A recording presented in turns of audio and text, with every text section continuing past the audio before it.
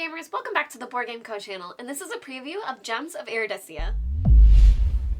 Well, hey there gamers, it's Professor Mag here, and welcome back to the Board Game Co channel. Today we have a preview of the Gems of Iridescia. Now please keep in mind this is a preview copy, but this is the iridescent edition, so everything is quite beautiful, and we will get to that in a second. But thank you to Paper, Stone, and Dice for sponsoring this video, and you can check out their Kickstarter link down below to see their project. Now with that, we are going to get into Gems of Iridescia, where this is going to be a tile collecting game with a bit of set collection where you are mining and rolling dice to collect different gems and using that to restore relics, get different points, using items and equipment along the way, hoping to get your special objective and more points than anyone else because you are the best miner. In Gems of Iridescia, the board is set up really uniquely that you have all of these tiles, and as you can tell from the artwork, they proceed in different levels, starting down at the bottom and then going all the way up toward these city tiles. They go desert, canyons, forest, ruins, and then cities, and these cities ones at the top are going to be how endgame is triggered. So throughout the game, players are going to be using their different minor pieces, and you're going to be ascending this area, collecting different gems. When you're on a specific tile that has that gem showing, you're able to roll your mining dice if you have a pickaxe, and use that to collect the different gems. We're going to get into all of the details in a second, but that's exactly what you're doing. And you may not be able to tell on this board, but all of these gems are holographic, so all of the different tiles that you flip over, this is the iridescent edition, and you'll see that they are quite shiny on the other side. So with that, I'm going to go into what the turn structure is like for the game and walk you through from there. Now we're already looking at the game mid-game, and you can see that this green player here is up at this spot, and I just flipped over both of these tiles. The green player has this player board here, showing that they have a certain number of storage, and they currently have 2 citrine gems. They also have 6 coins, a pickaxe, and their mining dice. During your turn, you will reveal up to 2 tiles either ahead of you or to the sides of you. When moving, you are only ever able to move either to the side or forward, never moving backward, which is how the game progresses. So we unveiled both of these tiles. They are the same type of gem, but you can see at the bottom they have a different benefit. This one would give me a victory point, just a straight victory point. However, this one would give me a coin, which I may be able to use to turn into even more victory points toward the end of the game. So we'll choose this one and gain a coin immediately. And upon moving on to this tile, we will also gain an amethyst gem. So we'll put that into our storage, and then we have a few options of what we would like to do. Now you are only able to sell gems once and mine once throughout your turn, and that kind of will determine what you want to do. So looking at the board here, we have 2 citrine gems and an amethyst gem, and they're all currently valued at 3 here in the market. I can only sell one type of gem, so I'd have to choose what I want to sell. But one of the things that you are looking at is that you want to be completing these different relics down here at the end of your turn. So there's a reason why I might want to be saving specific ones. For example, here, this amethyst bracelet is worth 6 victory points. So let's try to work toward that.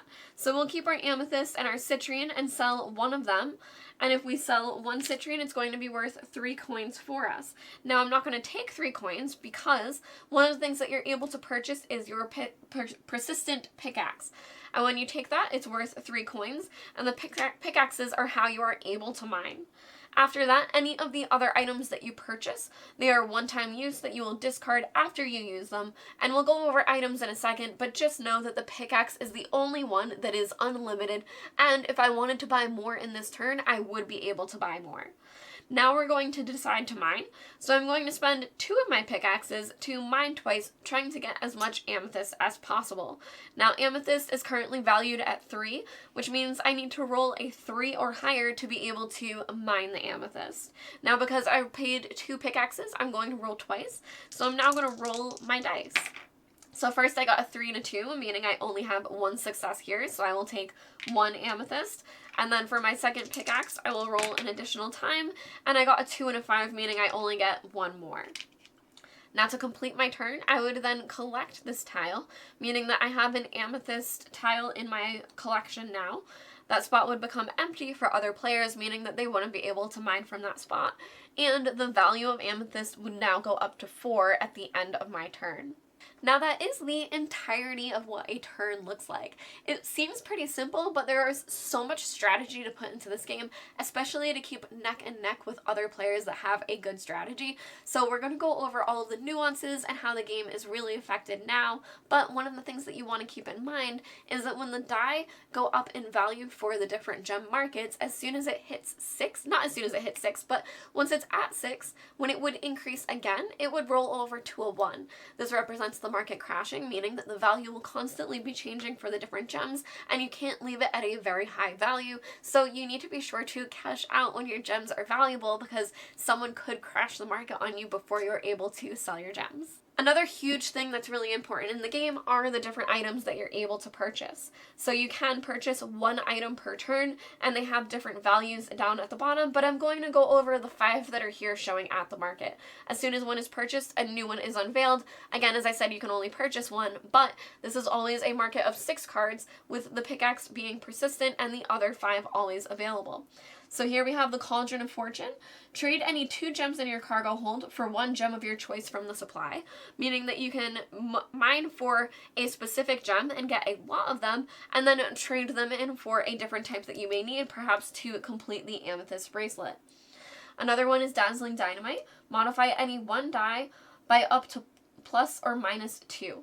So that's when you would be able to modify the dice that you're using while you're mining, or the dice for the market value. And that can be really, really important when you decide to use an item like that.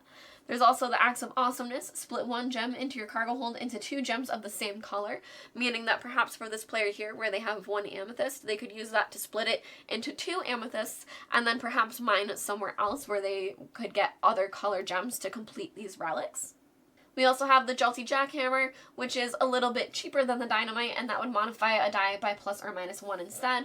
And here we have the Epic Elixir, which is take an additional turn. Now, it is worth 6 coins, so you do have to have a lot of coins to be able to apply it, but taking an additional turn can be huge, especially as you start getting toward the cities and ending the game. Now, at the end of a player's turn, before they collect the tile that they are placed on, they would be able to complete any relics if they did have the gems to do so. So for example, this amethyst bracelet here, if this player did have a sapphire, they would be able to play a citrine, an amethyst, and a sapphire, and then they would be able to collect this amethyst bracelet, which would immediately score them 6 victory points, which would bring them up to here. That would then go into their collection, and I'll show you over here that they've already collected 2 other things. Now there's a lot of endgame scoring at the end of this game, and I'm going to go over that now, but that would be a reason to be collecting specific things. So we have emerald goggles, emerald jewelry box, and the amethyst bracelet here.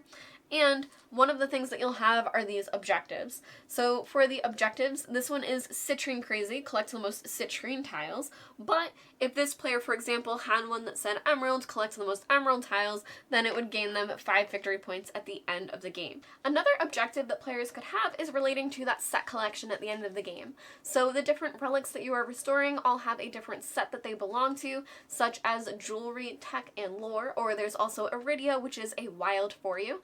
But you have a little chart at the bottom of the board for you that shows the different scoring that you will get. So for example, if you have 3 jewelry, you would gain 5 points.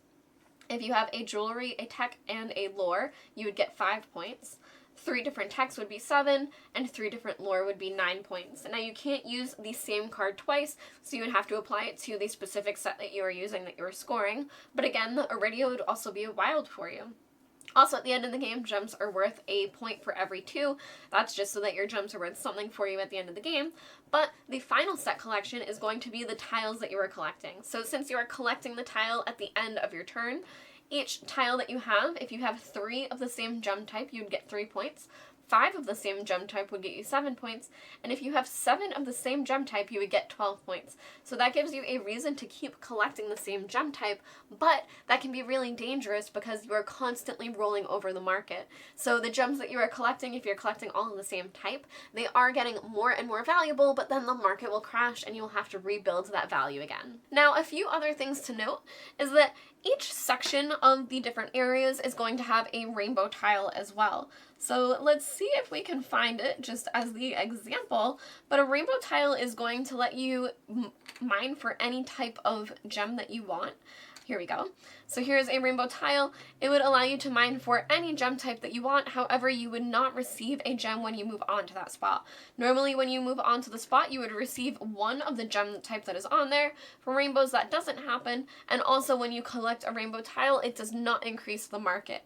But it does give you a wild rainbow tile for the set collection at the end of the game. So that's a way that you can get a bit closer without having to always buy the same gem type. Another thing to go over is that I did show that some of these will provide either victory points or coins, but some of them will also provide these load dice. So for these dice, when you gain them, you gain it onto your player mat and you choose when you want to use it. Here, I'll have this person get it. So you choose when you want to use it, but the turn that you choose to use it, for the entire turn, it is added to your die rolls. So for example, this player here has 2 mining dice, and if they were mining here on this green spot, they would be able to pay these and then roll all 3 of these dice twice. So for the green spot, it's currently at a value of 3, meaning that they would get, 3. Oh my gosh, they would get 6 gems. Now, something that I'm sure you guys have figured out, but I didn't explicitly say, is that you only have 7 spots in your cargo. So you only have so much room that you're able to hold the different gems, but you're definitely going to want to be spending them as well, because that's going to be the general economy of the game, that you need to gain coins, to gain pickaxes, to be able to mine the spots that you're on. So this player would probably take this green tile, let the market go a bit higher up to 4, and then next turn cash out, hoping that maybe even the next player would also raise the green market for them, making it extremely lucrative. As players reach the cities, that's how endgame is going to be triggered. As soon as a player claims a city tile and takes it into their collection, and this is a rainbow one that would be worth 5 victory points when they go on it, but as soon as that happens, that player's turns will change. They'll no longer take a regular turn, and instead they will start removing tiles from the board, therefore collapsing it on the other players, forcing them to also run toward the end. Now up here in the cities, there is also one final special die. It's the Iridium, which is worth 10 victory points, and it's also a wild for that player at the end of the game. Finally, for when players reach the cities, they are also able to claim these royalty tokens. Now, the number of tokens in play will depend on the number of players that are playing, but the first one to reach there is going to be able to claim the first royalty token, and future players will also be able to claim them as long as there are any there, and that's going to gain you even more victory points. So at the end of the game, you're going to have any victory points that you've scored along the way, along with your secret objectives, all of your set collection, and the tokens that you just grabbed when you finished your row. Before we go, because this is the iridescent edition, I do just also want to show you the components that it comes with. So as you can really see, all of these gems are shiny. They are not double-sided.